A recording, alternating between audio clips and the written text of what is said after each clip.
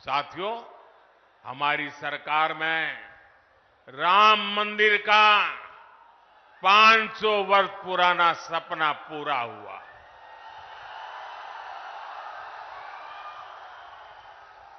जबकि यही आरजेडी कांग्रेस ने राम मंदिर ना बने इसके लिए पूरी ताकत लगा दी थी। आज भी ये लोग राम मंदिर का उपहास उड़ाते हैं, अपमान करते हैं। वज़ीर-ए-आज़म नरेंद्र मोदी की इस स्पीच के खिलाफ law and policy research institute की जानिब से इलेक्शन कमीशन ऑफ इंडिया में शिकायत दर्ज कराई गई है। कंप्लेंट दर्ज कराने वाले जिया नौमानी ने डेली सालार उर्दू डिजिटल से बात करते हुए बताया कि डेमोक्रेटिक अमल को नुकसान पहुंचाते हुए मजहबी बुनियादों पर वोटरों को पोलराइज करना इलेक्टोरल सिस्टम में इस तरह के इक़दामात की कोई जगह नहीं है और इस पर फौरी रोक लगनी चाहिए। उन्होंने इलेक्शन कमीशन पर जोर दिया कि वो इस मामले की मुकम्मल तहकीकात करे और किसी भी खिलाफ वर्जी के खिलाफ मुनासिब कार्रवाई करे। आपने जो कंप्लेंट किया है इलेक्शन कमीशन को, आपने एक लेटर भी इशू किया है, उसके ताल्लुक से क्या लगता है आपको कि किस कदर इलेक्शन कमीशन उसको एक्सेप्ट करके कैसा एक्शन ले सकता है? देखें, जो आज का इलेक्शन कमीशन है वो तो अगर आप देखेंगे तो वो तो बीजेपी का एक तरह से यूनिट बनकर काम करता है। तो हमें आज के इलेक्शन कमीशन के लोगों से कोई उम्मीद नहीं है, but election commission as a इदारा उससे हमें उम्मीद है, क्योंकि आज ये इनके कब्जे में है, कल ये इनके कब्जे में इंशाल्लाह नहीं रहेगा जी। तो जरूरी है कि हम लोग डॉक्यूमेंट करके कंप्लेंट्स फाइल करते रहें, ताकि कल को जब कोई सही लोग वहां पर आए तो फिर हम इसे कोर्ट में लेकर जाएं, या उससे पहले भी हम कोर्ट में लेकर जाएं अगर ये लोग ऐसा काम नहीं करते हैं। ओके। और सुनने में शायद ये बहुत ज्यादा ऑप्टिमिस्ट लगेगा या बहुत ही दीवानी सी बात लगेगी जी, पर ऐसा हुआ है हिंदुस्तान में, और इससे बुरी हाल में था जब इंदिरा गांधी थी और सारे इंस्टीट्यूशन कॉम्प्रोमाइज थे। उस टाइम भी राजनारायण ने केस किया था इंदिरा गांधी के खिलाफ, जिन्होंने स्पीकर का इस्तेमाल किया था, सिर्फ लाउड स्पीकर, जो सरकारी कोटा का लाउड स्पीकर होता है, उसे एक रैली में उन्होंने यूज किया था। और उस केस को जब कायदे से लड़ा गया तो इंदिरा गांधी का इलेक्शन नल एंड वॉइड करार दिया गया था।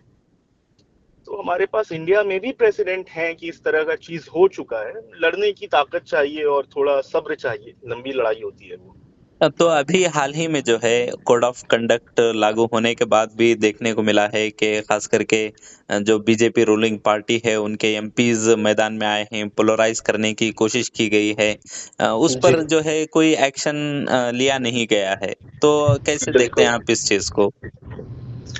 ये तो बहुत साफ सी बात है, जग जाहिर बात है कि इलेक्शन कमीशन पूरे बायस्ड वे में काम कर रहा है। ये कहीं से फ्री एंड फेयर इलेक्शन है नहीं।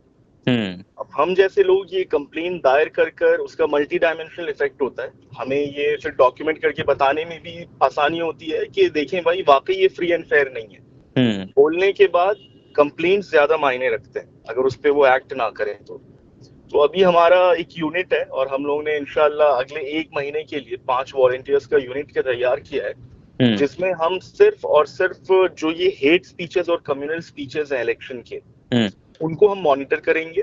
प्रायोरिटी हमारा कर्नाटका है, तेजस्वी सूर्या और शोभा है नॉर्थ से, बैंगलोर नॉर्थ से, और इनके स्पीचेस के ऊपर हम लोग इलेक्शन कमीशन के ऊपर हर एक स्पीच जो ये बना रहे होंगे उस पर हम लोग कंप्लेन करेंगे। अगर इलेक्शन कमीशन उसके ऊपर कुछ नहीं लेता है एक्शन, तो फिर हम हाई कोर्ट के अंदर एक पेटिशन दायर करेंगे कि इलेक्शन कमीशन फेल हो चुका है और हाई कोर्ट उसमें इंटरवीन करे। अच्छा, पर हाई कोर्ट में जाने के लिए हमें पहले इलेक्शन कमीशन को ट्रायल करना पड़ेगा, क्योंकि हाई कोर्ट ये कहता है कि क्या आप उधर गए थे क्या जी। और जब तक आप अपने कॉन्स्टिट्यूशनल रेमेडीज एग्जॉस्ट ना कर लें तो court has to be the last resort. Okay, तो वो इंशाल्लाह हम लोग उसकी तैयारी कर रहे हैं। हम इन्हें कोर्ट भी ले जाएंगे और इंशाल्लाह इन्हें देखिएगा नल एंड वॉइड भी इनको इंशाल्लाह अगर अल्लाह ने चाहा तो इनको हम लोग करवाएंगे। हम लड़ाई लड़ेंगे, अगर हो जाता है, नहीं होता है तो कम से कम वो एक हिस्ट्री याद रखेगी कि ऐसा भी टाइम एक इंडिया में आया था। बिल्कुल जी, कि हमने हर जगह कोशिश कर ली थी पर कोई इस चीज के ऊपर सही हमें फैसला नहीं दे पाया। ओके, तो अभी जो है बहुत कम वक्त बाकी रह गया है वोटिंग स्टार्ट होने वाली है, बिल्कुल करीब ही वक्त है। तो इन दिनों में जो है ज़्यादातर जो है ऐसे चीज़ें देखने को मिलती हैं कि पब्लिकली यानी ग्राउंड लेवल पे ये चीज़ ज़्यादा होती है, जो कि आम लोगों को या फिर इलेक्शन कमीशन को भी इसकी खबर नहीं होती। तो ये इदारा खास करके इलेक्शन कमीशन ग्राउंड रिपोर्ट को लेते हुए या पब्लिक में जो चीज़ हो रही है कोड ऑफ कंडक्ट को ब्रेक करने की चीज़ें, ये चीज़ों को खास करके मॉनिटर करने की जो चीज़ होनी चाहिए, वो कहाँ तक आप देखते हैं कि दुरुस्त है या काम कर रही है, नहीं कर रही है नहीं, बोल वो तो सिफर है, शून्य है। जी, तो है ही नहीं। इलेक्शन कमीशन तो सिर्फ एक मुखौटे के नाम पे काम कर रहा है, बल्कि आप यकीन माने तो वो उन लोगों के लिए कैंपेनिंग कर रहा है। जी, एक तरह का उनका कैंपेनिंग कर रहा है, उनको संरक्षण दे रहा है, प्रोटेक्शन दे रहा है। हर वो चीज जो धज्जियां उड़ा रहे हैं मॉडल कोड ऑफ कंडक्ट का, रिप्रेजेंटेशंस ऑफ पीपल एक्ट को कुछ भी नहीं माना जा रहा है। ओके, तो इलेक्शन कमीशन तो कोई काम कर ही नहीं रहा है आज का। इलेक्शन कमीशन तो एक खोखली सी आइडेंटिटी है। जी, मैं तो बल्कि सुनने में शायद लोगों को बुरा भी लगा, मैंने कहा मुझे तो ये भी डर है कि कहीं ऐसा तो नहीं कि बीजेपी वालों ने इलेक्शन कमीशन के जो मुलाजिम है जी, उनकी माओ और बहनों को किडनैप कर लिया है, जैसे बॉलीवुड की फिल्मों में होता था 90s में। अच्छा, जी, ऐसा तो नहीं हुआ है। मैं तो ये भी बहुत गंभीर रूप से सोच रहा हूँ कि कहीं उनकी फैमिली को किडनैप किया गया है क्या, उनकी माँ और बहन थ्रेट में है क्या। अगर जी, ऐसा नहीं है तो क्या बीजेपी के लोग ही इलेक्शन कमीशन चला रहे हैं? जी, उसमें इलेक्शन कमीशन तो कोई काम नहीं कर रहा है, उससे अच्छा काम तो हमारे कांस्टेबल्स करते हैं। बिल्कुल। तो ज़िया साहब यही चीज़ एक आखिरी बात आपसे यही जाननी थी कि जो इलेक्शन है अभी आने वाला है, एक जी, बताया जा रहा है कि ये डेमोक्रेसी को बचाने के लिए इलेक्शन लड़ना चाहिए, वोट उसी पर लोगों को देना चाहिए। इसके बाद जो है हो सकता है कि इलेक्शन ना हो मुल्क में। जी। तो इस चीज़ को आप कैसे देखते हैं कि क्या सबसे पहले जो इलेक्शन लड़ाने के लिए इलेक्शन कमीशन जो मेन एक इदारा है, उसी को ख़त्म करके जो है आगे की ये सब चीज़ें बनाई जा रही हैं कि आइंदा भी जो है इलेक्शन के नाम पर जो क्या है एक कोड ऑफ कंडक्ट जो लागू किया जाता है, वो सब चीज़ें अभी से ख़त्म हो गई हैं। कैसे देखते हैं आप इसको? बिल्कुल, वो सारा इरोड किया जा रहा है। और आपने सही कहा कि ये जो इलेक्शन है वो डेमोक्रेसी को बचाने का इलेक्शन है। अगर इस बार हम लोग विजिल नहीं रहेंगे और इन लोगों को टाइटन नहीं करेंगे तो नेक्स्ट टाइम तो ये सब चीजें आम बात हो जाएंगी।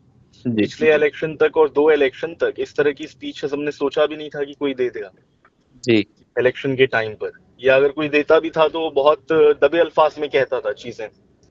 अब तो एक तरह का नंगापन है, हर जगह जो इस तरह की बातें हो रही हैं। बिल्कुल। तो अगर आज इसे रोका नहीं गया तो कल तो ये आम बन जाएगा, इसी के ऊपर इलेक्शन लड़ा जाएगा, इसी के ऊपर हर चीज होगी। जी, मैं आपको एक और चीज ऐड करूं कि डेमोक्रेसी के अलावा इंडिया में ह्यूमैनिटी बचाने का भी ये बहुत बड़ा चांस है। अच्छा, हाँ, कि अगर डेमोक्रेसी नहीं बचती है तो मेरी नजर में इंडिया इनह्यूमन कंट्रीज में नंबर 1 पे चला जाएगा, अच्छा, जहां पर किसी माइनॉरिटी की कोई राइट्स नहीं होंगे। और जो आज नौजबिला फिलिस्तीन में हो रहा है और जी, जो रोहिंग्यास के साथ हुआ है बर्मा में, जी, मुझे डर है हमारे साथ उससे भी बुरा हो सकता है। अच्छा।